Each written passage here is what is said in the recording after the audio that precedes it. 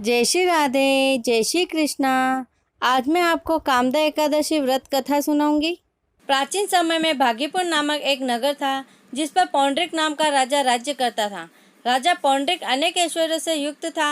उसके राज्य में अनेक अप्सराएं, गंधर्व, किन्नर आदि वास करते थे। उसी नगर में ललित और ललिता नाम के गायन विद्या में पारंगत गंधर्व स्त्री पुरुष अति संपन्न घर में निवास करते हुए विहार किया करते थे। उन दोनों में इतना प्रेम था कि वे दोनों अलग हो जाने की कल्पना मात्र से ही व्यथित हो उठते थे। एक बार राजा पौंड्रिक गंधर्वों सहित सभा में विराजमान थे। वह गंधर्वों के साथ ललित भी गायन कर रहा था। उस समय उसकी प्रियतमा ललिता वहां उपस्थित नहीं थी। गायन करते करते अचानक उसका ख्याल आ गया, जिसके कारण वह अशुद्ध गायन करने लगा। नागराज कंकोटक ने राजा पौंड्रिक से उसकी शिकायत की। इस पर राजा को भयंकर क्रोध आया और उन्होंने क्रोधवश ललित को श्राप दे दिया। अरे नीच, तू मेरे सम्मुख गायन करते हुए भी अपनी स्त्री का स्मरण कर रहा है।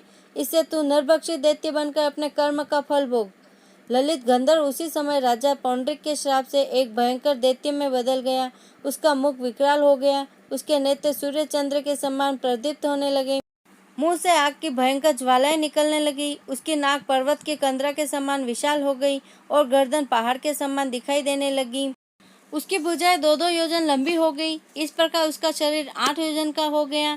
इस तरह राक्षस बन जाने पर वह अनेक दुख भोगने लगा। अपने प्रीतम ललित का ऐसा हाल होने पर ललिता अथाह दुख से व्यथित हो उठी। वह अपने पति के उद्धार के लिए विचार करने लगी कि मैं कहाँ जाऊं और क्या करूं, किस जतन से अपने पति को इस नरक तुल्य कष्ट से मुक्त कराऊं।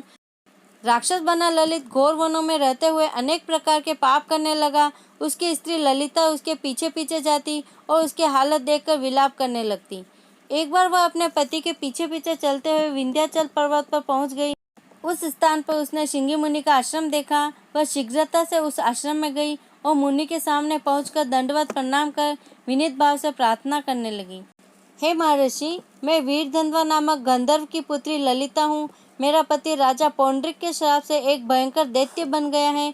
उससे मुझे अपार दुख हो रहा है। अपने पति के कष्ट के कारण मैं बहुत दुखी हूँ। हे मुनि श्रेष्ठ, कृपा करके आप उसे राक्षस योनि से मुक्ति का कोई उत्तम उपाय बताएं। समस्त वृतांत सुनकर मुनि श्रृंगी ने कहा, हे पुत्री, चैत्र माह के शुक्ल पक्ष की एकादशी का नाम कामदा एकादशी है। उसके व्रत करने से प्राणी के सभी मनोरथ शीघ्र पूर्ण हो जाते हैं।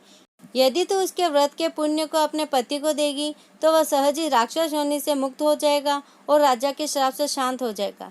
ऋषि के कहे अनुसार ललिता ने श्रद्धापूर्वक व्रत किया और द्वादशी के दिन ब्राह्मणों के समक्ष अपने व्रत का फल अपने पति को दे दिया और ईश्वर से प्रार्थना करने लगी, हे प्रभु, मैंने जो यह उपवास किया है उसका फल मेरे पतिदेव को मिले, जिससे उसकी राक्षस योनि से शीघ्र ही मुक्ति हो। एकादशी का फल देते ही उसका पति राक्षस योनि से मुक्त हो गया और अपने दिव्य स्वरूप को प्राप्त हुआ। वह अनेक सुंदर वस्त्रों तथा आभूषणों से अलंकृत होकर पहले की भांति ललिता के साथ विहार करने लगा। कामदा एकादशी के प्रभाव से वह पहले की भांति सुंदर हो गया और मृत्यु के बाद दोनों पुष्पक विमान पर बैठकर विष्णु लोक को चले गए। कामदा एकादशी व्रत विधि। हिंदू धर्म ग्रंथों के अनुसार कामदा एकादशी के दिन स्नान आदि से शुद्ध होकर व्रत का संकल्प लेना चाहिए। इसके पश्चात भगवान विष्णु का फल, फूल, दूध, पंचामृत, तिल आदि से पूजन करने की सलाह दी गई है। रात में सोना नहीं चाहिए, बल्कि भजन कीर्तन करते हुए रात बितानी चाहिए। अगले दिन यानी पारण के दिन पुनः पूजन कर ब्राह्मण को भोजन कराना चाहिए। दक्षिणा देकर ब्राह्मण को विदा करने के बाद भोजन ग्रहण कर उपवास खोलना चाहिए। जय श्री कृष्ण।